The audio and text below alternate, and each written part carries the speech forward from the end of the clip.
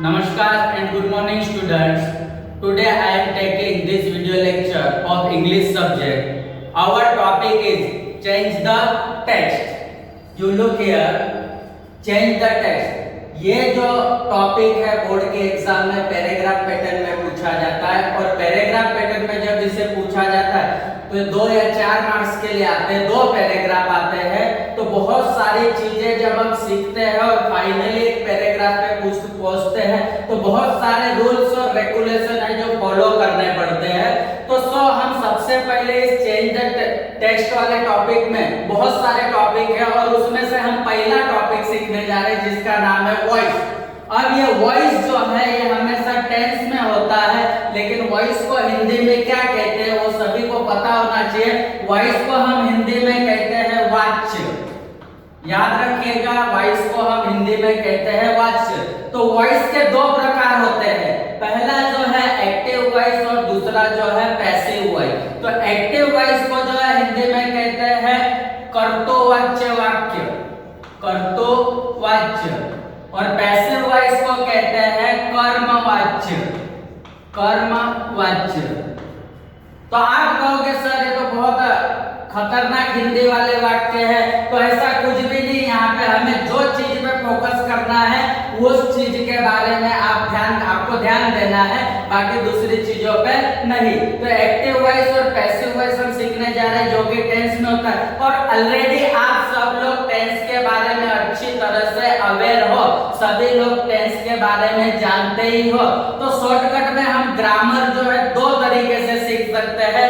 पहला जो है एक तो हम रूल फॉलो करें तब जाके सेंटेंस पे जाए, और दूसरा जो तरीका है पहले हम सेंटेंस सीखें और उसके बाद में रूल्स पर जाए।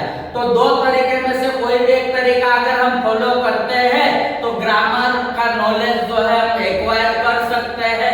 यहाँ पे कुछ जो है एग्जांपल के माध्यम से मैं सिर्फ आपको ये समझाना चाहूंगा कि एक्टिव वॉइस और पैसिव वॉइस एक्चुअली होता क्या है और इसमें जो वाक्य दिए गए होते हैं उसमें करना क्या होता है। फॉर एग्जांपल यहाँ पे कुछ एग्जांपल्स लिखे हैं, उस एग्जांपल को तो एग्जांपल की तरफ आप अटेंशन रखो। जैसे कि पहला एग्जांपल है सचिन प्लेज क्रिकेट। अब यहाँ पर जब ये सेंटेंस दिया गया है तो सभी को पता है, हर बच्चे को पता है कि ये जो सेंटेंस है ये सिंपल प्रेजेंट टेंस का है। Okay, no problem. हर वाक्य जो है टेंस के ही आने वाले हैं क्योंकि टेंस के ही वाक्य एक्टिव वॉइस और पैसिव वॉइस के होते हैं। तो यहाँ पर जो दिया है सचिन प्लेज क्रिकेट, ये एक्टिव वॉइस का वाक्य है, इसको पैसिव करना है। बट इस वाक्य में क्या क्या चीज होती है उसे आइडेंटिफाई करना बहुत जरूरी है। जैसे कि यहाँ पे सचिन है तो इस सचिन को हम कहते हैं सब्जेक्ट। ओके, और उसके बाद प्लेज जो है इसको हम कहते हैं वर्ब, और क्रिकेट जो है इसे हम कहते हैं ऑब्जेक्ट। तो अब सब्जेक्ट, वर्ब और ऑब्जेक्ट ये होता क्या है, वाक्य में काम क्या करते हैं। जैसे कि सचिन लिखा हुआ है, सचिन को हमने सब्जेक्ट बोला, मतलब कोई भी वाक्य में जो काम करने वाला होता है वो व्यक्ति हो या तो जानवर हो, जो काम करता है उसे सब्जेक्ट कहते हैं। और जो काम करवा जिस चीज से काम होता है वो वर्ब होता है, जो काम उसने किया होता है वो ऑब्जेक्ट होता है। तो इस तरह से हर वाक्य में सब्जेक्ट, वर्ब, ऑब्जेक्ट होता है। तो जब भी हमें पैसिव वॉइस करना है तो सबसे पहले हमें वर्ब पहचान में आना चाहिए, पहचानना आना चाहिए। प्लेज लिखा है ये वर्ब है। अभी प्लेज जो है टेंस के अकॉर्डिंग, जब टेंस के अकॉर्डिंग तो इसके अलग अलग फॉर्म्स हैं, तो वो फॉर्म्स हमें आगे जाके सीखने हैं। तो इस वाक्य को अगर मुझे पैसिव करना है, जनरली एग्जांपल है तो सब्जेक्ट वर्ब ऑब्जेक्ट दिया है, तो करना क्या होता है, ये जो ऑब्जेक्ट है ये सब्जेक्ट की जगह आता है और ये जो सब्जेक्ट है ये ऑब्जेक्ट की जगह जाता है। ठीक है, जैसे कि क्रिकेट ये ऑब्जेक्ट था, यहाँ पे आके बन गया सब्जेक्ट, और ये सचिन है तो यहाँ पे आके बन गया ऑब्जेक्ट। मतलब ऑब्जेक्ट भी ये तो एक्चुअली सब्जेक्ट है लेकिन प्लेस चेंज हो गया, तो सेंटेंस के अकॉर्डिंग, सब्जेक्ट वर्ब के अकॉर्डिंग ये आ गया। सब्जेक्ट की जगह ऑब्जेक्ट है लेकिन हम इसे सब्जेक्ट कहेंगे, और ये ऑब्जेक्ट है लेकिन सब्जेक्ट है लेकिन हम इसे ऑब्जेक्ट कहेंगे क्योंकि प्लेस चेंज हो गया। तो अब ये कैसे होता है, रूल लिखवा पाएंगे तब, लेकिन सिर्फ आपको देखना है। अब क्या है, सब्जेक्ट और ऑब्जेक्ट का प्लेस चेंज कर दिया हमने। अब बात आती है वर्ब की, तो ये हमेशा पैसिव वॉइस करते समय बदलेगा, यही मेन चीज इसमें होती है। तो उसके लिए हमें रूल्स फॉलो करने पड़ते हैं, वो रूल्स मैं अभी थोड़ी देर बाद आपको लिखवाऊंगा।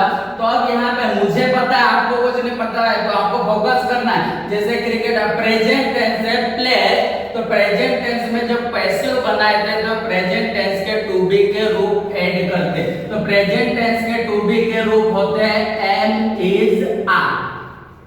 ओके, ये भी आपको पता है कि क्रिकेट है तो क्रिकेट के साथ एम, इज, आर, प्रेजेंट का हेल्पिंग वर्ब क्या लगेगा, तो ऑब्वियसली क्रिकेट है तो क्रिकेट के साथ इज। ओके, अब इसके बाद ऐसा रूल फॉलो करेंगे तो हमारे सामने आएगी कि इज के बाद मतलब हेल्पिंग वर्ब रखने के बाद कोई भी पैसिव के सेंटेंस में हमेशा वर्ब का थर्ड फॉर्म रखते हैं, तो इसका थर्ड फॉर्म जो होगा प्ले। और जब हम सब्जेक्ट को ऑब्जेक्ट के जगह पर लेके जाते हैं, then we transfer the subject to the object, तो जब हम करते हैं तो तब यहाँ पे इस जगह पर हम ऐड करते हैं बाय, तो ये बन गया हमारा पैसिव वॉइस। अब ये एग्जांपल से हमें समझ में नहीं आता होगा, तो ये ऐसे बहुत सारे एग्जांपल करोगे टेस्ट, इससे समझ में नहीं आता, तो फर्स्टली हम क्या करेंगे, पहले रूल्स को एक्वायर करेंगे कि simple present tense, simple past tense और सिंपल फ्यूचर टेंस, इसके रूल्स को एक्वायर करेंगे, फिर जाके इस एग्जांपल पैटर्न में हम जाएंगे। मतलब मेरा कहने का मतलब इतना था कि सब्जेक्ट वर्ब ऑब्जेक्ट आपको आइडेंटिफाई करते आना चाहिए। अगर आपने आइडेंटिफाई कर लिया तो आप क्या कर पाओगे कि उसका पैसिव वॉइस जो है आप क्लियर कर पाओगे। ओके, तो हमने देखा सचिन प्लेज क्रिकेट वाले एग्जांपल में कि सब्जेक्ट वर्ब ऑब्जेक्ट, तो कुछ रूल्स से अगर हम आगे बढ़े तो बहुत बेटर रहेगा और काफी नॉलेज जो है हमें परफेक्टली वहां से एक्वायर्ड होगा। तो कुछ रूल जो है यहाँ पर इस प्रकार दिए गए हैं कि रूल से एक्टिव का पैसिव में करना है या तो पैसिव का एक्टिव में करना है, तो इन रूल्स को हमें फॉलो करना है। We have to compulsory to follow this rule. Subject का स्थान ऑब्जेक्ट और ऑब्जेक्ट का स्थान सब्जेक्ट लेता है। उस एग्जांपल में मैंने बताया कि कैसे सब्जेक्ट ऑब्जेक्ट की जगह और ऑब्जेक्ट सब्जेक्ट की जगह आता है। तो उसी तरह से पहला स्टेप है कि दोनों के प्लेस चेंज कर देने हैं। काल के अनुसार सहायक क्रिया हेल्पिंग वर्ब रखते हैं। हमें पता है कि वॉइस जो है टेंस में ही होता है, तो टेंस जब भी हम मतलब पैसिव वॉइस बनाएंगे तो हमारे पास हेल्पिंग वर्ब की जरूरत होगी। और हेल्पिंग वर्ब के लिए इतना ध्यान में रखना है आपको कि दो ही टेंस में हेल्पिंग वर्ब की हमें आवश्यकता होती है। एक होता है सिंपल प्रेजेंट टेंस और दूसरा होता है सिंपल पास्ट टेंस। और यही सबसे दो रिस्की टेंस है जिनको सीखने में हमें डिफिकल्टी महसूस होती है। अदर सारे टेंस में हेल्पिंग वर्ब ऑलरेडी दिए होते हैं, तो फोकस करना होगा जब भी हम जाएंगे सेंटेंस में या तो टेंस में, तो सिंपल प्रेजेंट और सिंपल पास्ट को अधिक ध्यान देकर फोकस करना है।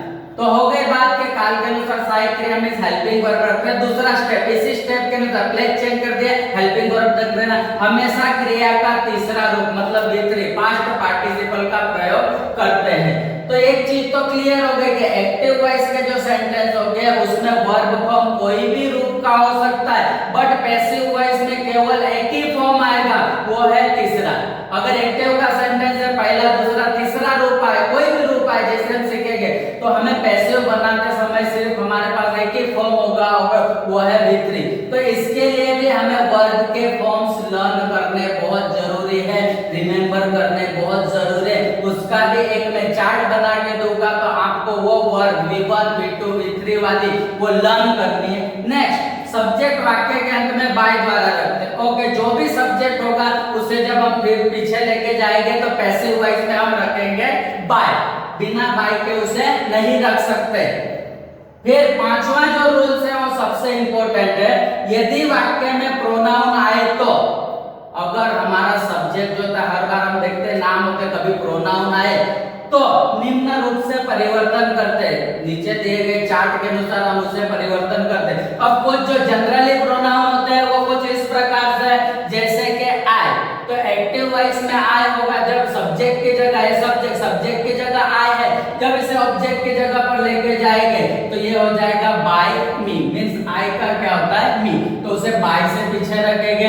वे का क्या होता है जाएगा तो हम कर देंगे बाय अस, यू का बाय यू, दे का बाय देम, ही का बाय हिम, सी का बाय हर, इट का बाय इट। अब इनके अलावा अगर कोई भी नाम आए तो उस नाम को डायरेक्ट बाय से लिखना है, उसको कोई प्रोनाउन होना, जैसे कि सचिन था तो पीछे बाय सचिन होगा, महेश था तो पीछे बाय महेश होगा, स्कूल है तो पीछे बाय स्कूल होगा, रोज है तो पीछे बाय रोज होगा। नाम एज इट इज रहेगा, केवल बाय ऐड होगा, लेकिन प्रोनाउन को चेंज करना है तो ये रूप हमें याद रखना पड़ेगा कि ऑब्जेक्ट की जगह पर जाएगा तब इनके फॉर्म कैसे आएगा, बाय भूलना नहीं है।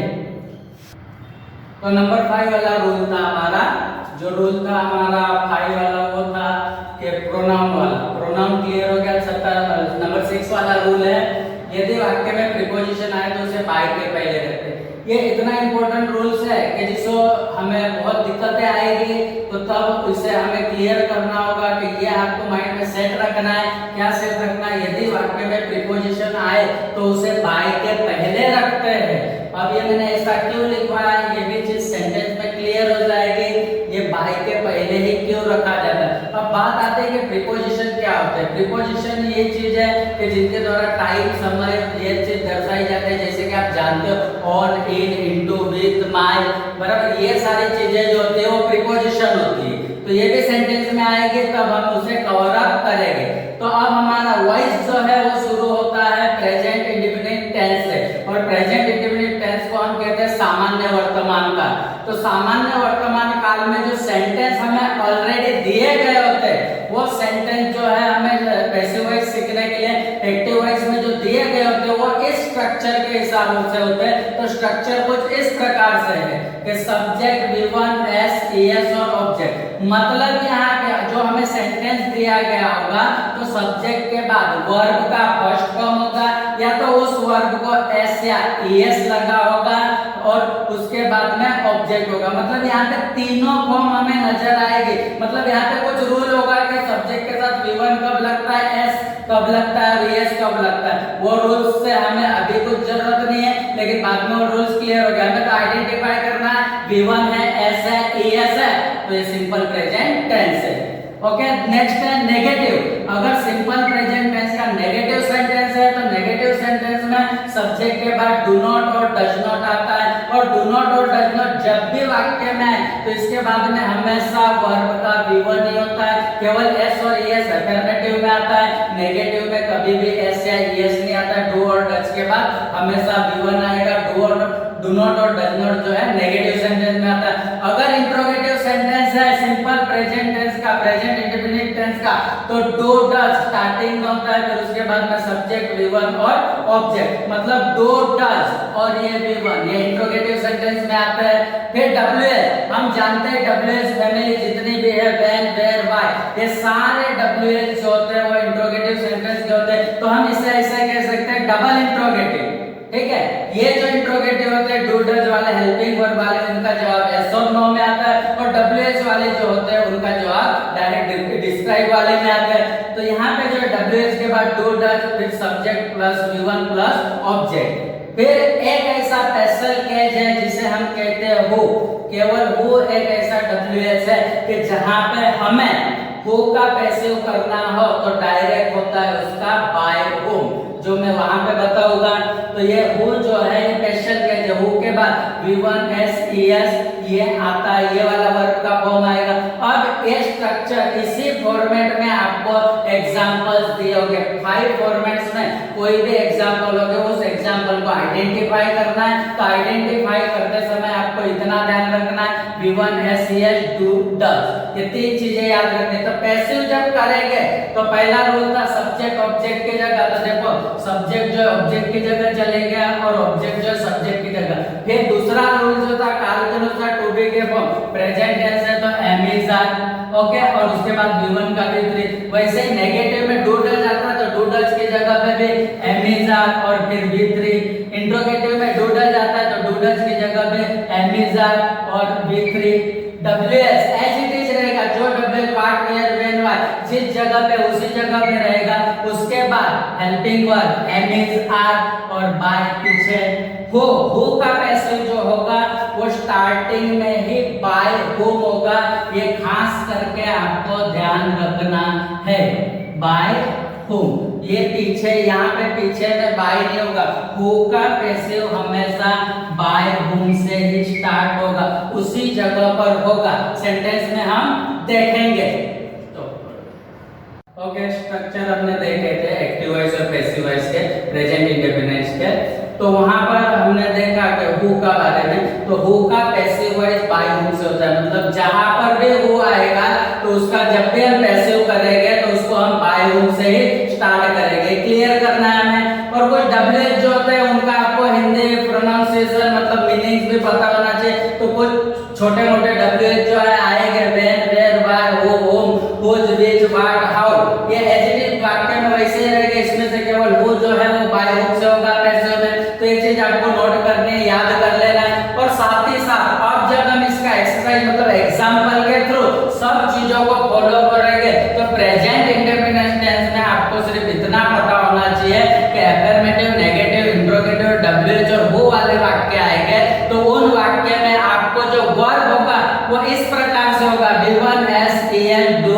does। तो ये जो चीज है वो एक्टिव वॉइस में आती है, एवी मतलब एक्टिव वॉइस। तो इसका पैसिव हमें करना है। तो काल के अनुसार जो टू बी के फॉर्म होते हैं एम इज आर, मतलब V1 दिया होगा, S लगा होगा, वर्ब को ES लगा होगा, does होगा, do होगा। तो इन सब की जगह पे हमें करना होगा प्रेजेंट इंडेफिनिट का पैसिव में एम इज आर। और इनके बाद जो V1 होगा, do और does के बाद V1 या तो ये V1 है, S लगा, ES लगा होगा, V1 है तो उसका हमें बनाना पड़ेगा V3।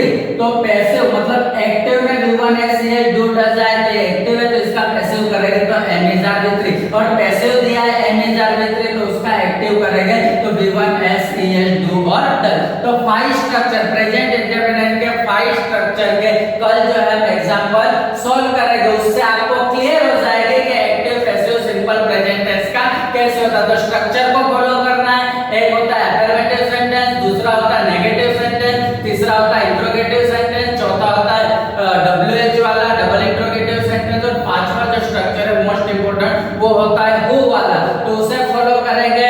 तो यहाँ पे हमारा लेक्चर जो है रूल्स का और इंफॉर्मेशन का जो एक्टिव पैसिव होता क्या है यहाँ पे हम उसे एंड करते हैं। और कल के लेक्चर में हम मिलेंगे प्रेजेंट इंडेफिनिट के एग्जांपल के साथ और उसे सॉल्व करेंगे। तब तक आपको इसे लर्न करना है, देखना है, सुनना है, याद करना है।